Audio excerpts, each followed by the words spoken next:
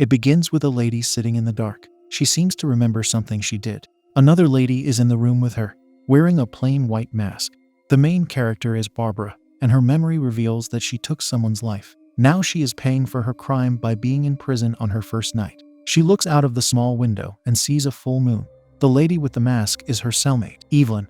She hopes Barbara won't take her own life, because if she does, Evelyn thinks the guards won't believe her anymore. This means other cellmates engaged in the act. Evelyn tells her what she needs to do to see the sunset. She also says she never watched it when she was a free person. Barbara replies one doesn't know what one has until it is gone. Evelyn informs the newcomer this is their living coffin. Barbara asks her if she is in for life too. Evelyn says she is comfortable there now and does not think she can adjust to the outside world. We learn the last thing Barbara saw on the news was herself before going to prison. Regarding Evelyn's mask, she has to wear it to protect her skin. She will inform Barbara about what happened to her at another time. Furthermore, she warns the newcomer of the prison gangs. Barbara notices a Bible in the room, which makes Evelyn say she is addicted to sin. The Bible helps keep her balanced. Evelyn wants Barbara to know the ladder will start to rot soon. She is curious to know what her cellmate did to get there. Barbara tells her she took someone's life, but he deserved it. Thus, Evelyn advises her to think of this place as medicine for her crime. The masked lady says she used to be a naughty girl. In this prison, though, she calls herself a struggling artist. Then Evelyn says she is going to rest because she is on serious analgesics, and they give her harsh headaches. Barbara gives her a bottle of paracetamol from the shelf. Since she struggles to open it, some of the pills fly out once she gets it to open. Barbara collects them, feeling strange in the process. Afterward, she finds a hidden metal box. She doesn't open it, perhaps due to it being locked. Lying in bed, she finds a mirror. Evelyn guesses it belonged to another cellmate. Having learned that Evelyn identifies as an artist, Barbara asks if she wants to decorate their cell. Evelyn lets her know she's not a decorator. In a short time, they hear a woman scream in the distance. Evelyn says that is Gloria, who likes to have a midnight howl at the moon. We learn she has been there since 1984. Gloria's age causes her to get confused, says Evelyn. She has been there for such a long time that she has forgotten her crime.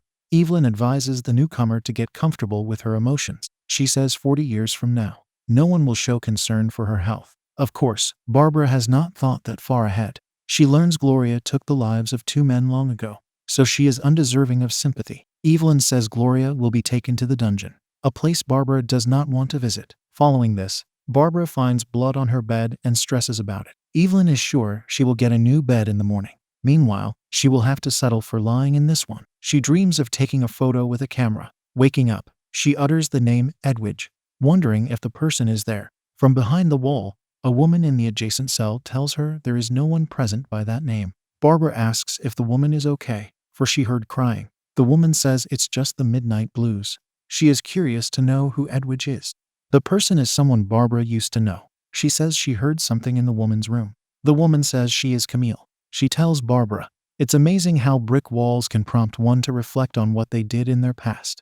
Interestingly, Camille asks who Barbara was talking to, because she thought the latter's cell was empty. Barbara wants to know how a person survives this place. Camille answers to not let this prison get to her. This conversation took place while Evelyn was supposedly sleeping. When it's Barbara's turn to sleep, Evelyn draws in her notebook. She seems to not like the result and rips out the page. Then she comes down from her bed to watch Barbara sleep. She tells the lady she has such a beautiful color. Strangely, she also says she can't wait to grow old with her and make her Evelyn's masterpiece.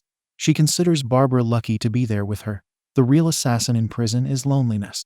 Soon Barbara wakes up. She picks up the page Evelyn ripped out of her notebook. Evelyn yells for her not to open it. She wants Barbara to give it back. We learn it's a drawing that helps Evelyn calm down. It was the only subject in school she was good at. When she was 6 years old, her teacher put her work on display. Alas, the school bully got jealous and defaced her painting, but she got her revenge on him. Evelyn burns her crumpled drawing with a lighter. While she is sleeping, Barbara takes her notebook. Evelyn notices it's gone from her bed before she catches Barbara with it. She tells Evelyn she borrowed a few sheets to pass the time.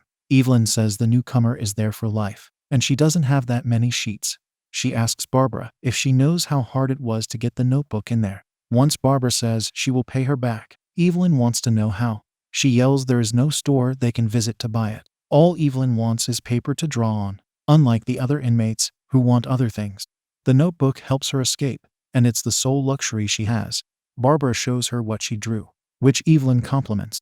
The former offers to be drawn for her. Liking this offer, Evelyn asks if Barbara promises to do it. She does. She also promises never to take her paper. Then Barbara says she has a friend of a friend who works with artists. She thinks the person could help Evelyn get a fan base. Yet Evelyn doesn't do her art for that. On the topic of visits, Evelyn says a priest used to arrive to bless the inmates. Unfortunately, he was caught doing indecent things to one of them. Later, Barbara dreams of a man and her taking photos again. The man has stitches around his neck. Of all things, a ball suddenly rolls in with a hamster inside of it. Picking it up, she calls the hamster Lucy. She asks the creature how it got there. Of course, it can't give her an answer. At this moment, she sees a landline, prompting her to start talking on it. A young girl on the other end refers to Barbara as Mom. The girl is Edwidge, who heard her mother is in a place with sick people. Barbara firmly tells her daughter not to listen to them. She says due to her being away, Edwidge is protected. The girl does not agree. She says there are boys at the orphanage, and the teacher isn't nice. They do horrible things. Barbara asks what they did, but Edwidge says it doesn't matter because her mom can't do anything for her anyway by being behind bars. The mother replies she could make phone calls that could get Edwidge out of danger. It seems like the girl sarcastically asks if the phone calls would help as they helped with her father. Barbara says he was going to hurt Edwidge. Her daughter complains that now she has people hurting her even more. Barbara promises she can help. Afterward, Edwidge asks if her mom sees what was done to Lucy. The ball containing it opens, and Lucy falls out lifeless. The girl says the people at the orphanage took her hamsters. It causes her to ask why people take the lives of others. Her mom answers sometimes they have to. It is to protect the ones they love. Edwidge thinks that isn't enough. When she accuses her mom of eliminating her dad, Barbara says she had to do it. The girl thinks it would have been better if she kept something a secret, and they would still be a family. Her mother doesn't want her to think like that. Then Barbara sees a man with a hammer, which he uses to strike her hand. It brings her to the floor. However, all of this is very likely Barbara's hallucination. Through the phone, she hears a woman knocking on the door of the room Edwidge is inside. The girl says it's her teacher. The former sneaked into her office to use her phone. Since she is scared, she wants to run to the forest. But Barbara tells her not to. She advises her to go to the police station instead. Edwidge thinks the police would bring her back to the orphanage. It doesn't take long for Barbara to hear the teacher enter the room and use on her daughter. She demands that Edwidge put down the phone, taking the receiver. The teacher asks Barbara who she is. The inmate tells the teacher to keep her hands off her daughter. The teacher says Barbara is breaking several laws by calling the orphanage. Ignoring her words, Barbara harshly tells the teacher to never talk down to Edwidge again. The teacher asks if she is being threatened and Barbara confirms she is. This concludes the phone call. Following this, she speaks to Camille. Barbara says it's harder than she thought in there. Camille tries to comfort her by saying Barbara is better than the four walls that house her. Their conversation develops into Barbara saying she always thought Edwidge would end up doing something related to art. She always liked to paint and to color. Camille thinks she will pursue it if she enjoys it. She slips something through the wall for Barbara to take. She wants the newcomer to look at the four walls surrounding her before saying that the fleeting moment of Barbara taking her husband's life does not define who she is. The lady is better than this prison. Camille tells her to own the wall by marking it in some way. Barbara wonders if she is allowed to do that. Camille considers it strange that she has taken a life. Yet she's worrying about doing graffiti. So Barbara uses the writing utensil she was supposedly given to do what her new friend recommended. We don't see what she drew or wrote on the wall. Camille says she sounds slightly happier and Barbara thinks she is. Another piece of advice Camille gives is for Barbara to make this place work for her. It's all about manipulation. Then Camille slips her a photo of the Eiffel Tower to look at. From her bed, Evelyn sees the photo and asks her cellmate where she got it. After she says she got it from a friend, she tells Evelyn the different countries she visited. One of them is Iceland. Once Barbara asks what Evelyn did to get into prison. She says she was a con artist. One time, she got mad at a gallery owner. She sneaked into his show with a white spirit in a perfume bottle and sprayed it on some of the art to devalue it. Suddenly, Barbara starts to rattle the bed in frustration. Evelyn asks her if she wants to end up in solitary on her first night. She claims to have seen other cellmates go through what Barbara is going through. She thinks maybe she can help. Thus, she proposes that she could talk to a guard to help Barbara track her daughter. While Evelyn sleeps, Barbara interacts with Camille. She slips another photo to Barbara. Apparently, it's a photo of the Grand Canyon, but we don't see it. Camille says she likes the Grand Canyon because it's a place of wonder. She likes to think it's where some start of life began on Earth. Changing the subject, she asks if Barbara is sure someone is there with her. Barbara replies she is as sure about Evelyn as she is about Camille. Interestingly, Camille says Evelyn lost her life. This prompts Barbara to tell Camille not to mess with her. Camille thinks Evelyn had a dose of cabin fever and could not handle this environment. Barbara can't believe what her cellmate did, for she talks about the Bible a lot. Camille says maybe not everyone can use the strength God gave them to not give in to their demons. Barbara is curious to know why Evelyn wore a mask. She entered prison wearing it, says the friend behind the wall. She doesn't know why Evelyn had it. Later, we see someone taking out a razor from a small box. It is Evelyn, who sits in a chair with her back turned to Barbara. Evelyn's mask is turned around to face her cellmate. Soon Evelyn does something and starts to. As Barbara witnesses the choking, Camille tells her she can't stop what has already happened, but Barbara says she can save her. Camille says she heard that the souls of people who take their own lives return to where they perish to repeat their demise for eternity. She adds Barbara should not cry for her due to Evelyn having taken the life of a. On top of that, she told the police she did it for the blood. Camille finishes by telling Barbara to have good luck with the ghost. Later, Evelyn says she sees Barbara has read some of the Bible. She tells the latter to put the book back in its proper position. When Barbara goes to do it, she decides to read some more of it. While she reads it, she remembers talking to Edwidge. The memory is a conversation between them that involves the mother telling the girl she is too young to watch certain movies. Edwidge says it's stupid to create movies that can't be watched. Barbara mutters it's not stupid to herself. Evelyn hears this and asks what isn't stupid. She was thinking out loud, replies Barbara. Evelyn wants her to know there isn't anything stupid about what Barbara is reading. Following this, Barbara remembers talking with her daughter on the phone. She remembers how Edwidge said she was scared. At this moment, she says she needs to call Edwidge. Yet Evelyn says no one is calling anyone. Barbara panics about where the phone vanished. She takes out the metal box she found earlier and tells Evelyn to open it. She demands to have her phone call before she slams on the door for the guards. As she bangs, Evelyn opens the metal box. In there lies a bottle of anesthesia that she uses to put her cellmate to sleep. Then she uses tape to restrain the newcomer to her bed. At a different time, Evelyn imitates how Barbara mockingly talks with Camille. She uses her hands to represent the two of them. Once Barbara wakes up, Evelyn says how the former's wall talks have been maddening to her. Barbara says Camille is a nicer cellmate than her current one. To that, Evelyn says Barbara is even crazier than she thought. According to her, Camille is already deceased. Baffled, Barbara wants to know what is going on. Evelyn cuts the poor lady with her razor, which gets the F-bomb thrown at her. Moving along, Evelyn draws more blood from Barbara, who yells to Camille for help, but Evelyn covers her mouth with tape. When Camille asks if Barbara needs help, Evelyn pretends to talk for her cellmate. She says she is fine and Camille believes her. Still pretending to not be herself, Evelyn asks to receive a photo of Japan. Thus Camille slips another photo through. Evelyn grabs her hand, prompting Camille to learn who she is. She wonders how Evelyn is alive, and the latter wonders the same thing about her. She tells Camille she had her chance to be her muse. Alas, she messed it up. It doesn't matter to Camille, because she would not want to work with someone like Evelyn. She stabs Camille's hand with an unseen utensil. She follows this by taking a bowl to collect her blood. After she removes the tape from Barbara's mouth, Barbara yells that she's gone too far. Evelyn thinks she put Camille out of her misery, for she used to cry herself to sleep every night. She shows Barbara the photo Camille slipped through. It shows a woman, which has nothing to do with Japan.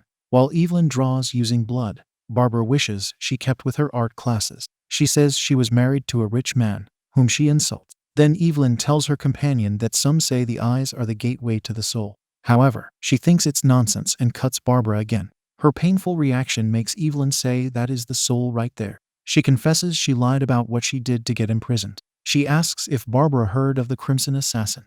Evelyn claims to have drawn over 15 people before the police caught up with her. She says she will draw such a beautiful image that Barbara would love, no matter how good it turns out to be. Barbara replies she will deface it. She wants to draw more landscapes, so she could have a countryside to escape to. But due to her being there for a long time, she says her perception of reality went out the window. In a short time, Barbara asks to see the real Evelyn. Therefore, she comes close to the restrained lady and starts taking off her mask.